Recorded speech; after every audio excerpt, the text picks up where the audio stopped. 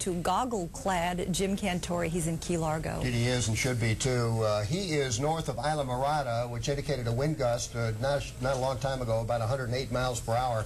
So let's go to Jim Cantori now. He is in Key Largo, Florida. Jim, what's the situation there?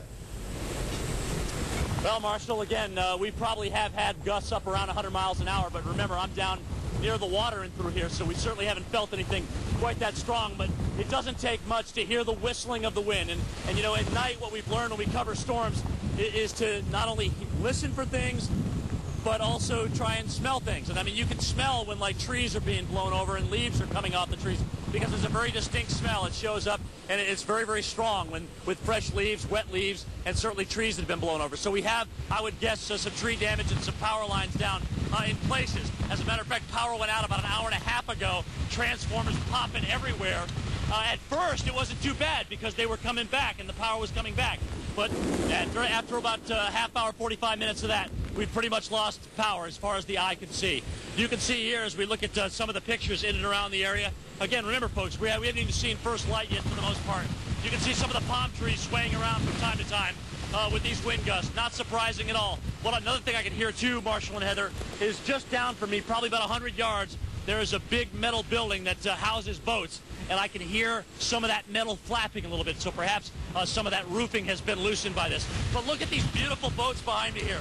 They have actually fared very, very well. They've been tied up for the last 3 days now, and you can see that, yeah, they're definitely bobbing around, but none of them are hitting the concrete here, or the dock, if you will. And that's the key. Fiberglass versus concrete. Guess who's going to win that battle? We've been watching a guy all morning. His name's Mike Sawyer. He's been out here taking care of his parents' boat, and all he's doing is just occasionally making some adjustments to the lines. So the spider web configuration that they did here the other day has basically worked very, very well. The most surprising thing to me, guys, as I look down here at the water here in this marina, is the fact that we have seen very little rise in that water at all. I mean, maybe a couple of inches, but there's been virtually no surge component whatsoever. Now, we're not out of the woods yet because there could be a little bayside surge. Winds will start coming around a little bit more westerly, and that could throw that water into the bay. So this would be the ocean side here. Bayside's going to be that way, and you can see that's the way the wind's blowing. It's coming right toward the bay now, so there could still be some bayside surge flooding before this thing is all said and done. Rainfall has been relatively light, maybe an inch if we're lucky, but it hasn't been so heavy and so fast and so persistent that it's been causing any flooding problems here. Now, with the wind blowing over the water, you know there's going to be overwash in some of these highways. Mile marker 74, we talked to the police chief about this yesterday. Mile marker 110, which is north of me. 74 is to the south of me, and we're at 100 here. That's where we may have some overwash issues. It happened during Dennis. It happened during Rita as well at the time of high tide. But we're lucking out here because we're actually at the time of low tide. Occasionally, Marshall and Heather, you will feel those winds pick up and gust enough to push me from time to time. But all in all, again, I think if you're a boat owner down and through here, I think you're going to be pretty pleased at what we're seeing down here before all is said and done. Amazing, guys. The sun. We may actually see it set tonight here in Key Largo. All right, let's go up the road a piece. Miami-Dade County. Jeff, things could go going downhill there. I heard of a wind gust near 90 miles an hour at Miami-Dade. Are you feeling that kind of wind right now?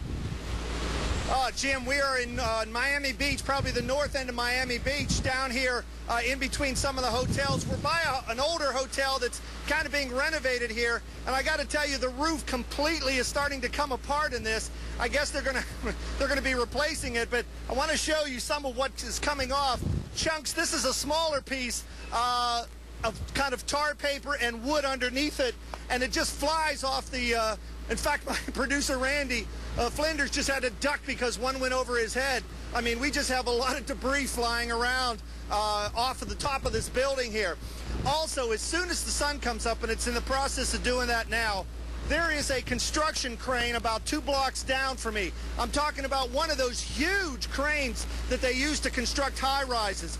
Right now, folks, as I'm looking at it, and believe me, we'll show you this, it is spinning like a top. It is going around in a circle. The long arm of it, as it comes around here, is just about hitting a building across the street. Oh, it's got to be within feet of that, and we'll show that to you coming up here. That can't be a good thing, but that thing is just spinning all the way around.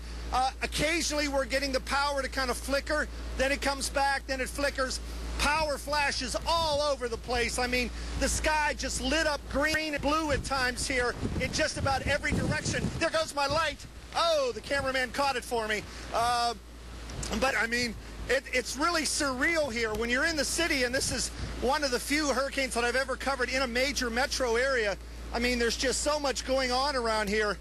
The wind kind of swirling and down in these canyons of these buildings and everything, just blowing debris around, and you hear bangs and crashes and flashes. It's quite something. It's keeping us on our toes, that's for sure. It's actually kind of dangerous. So Winds are now gusting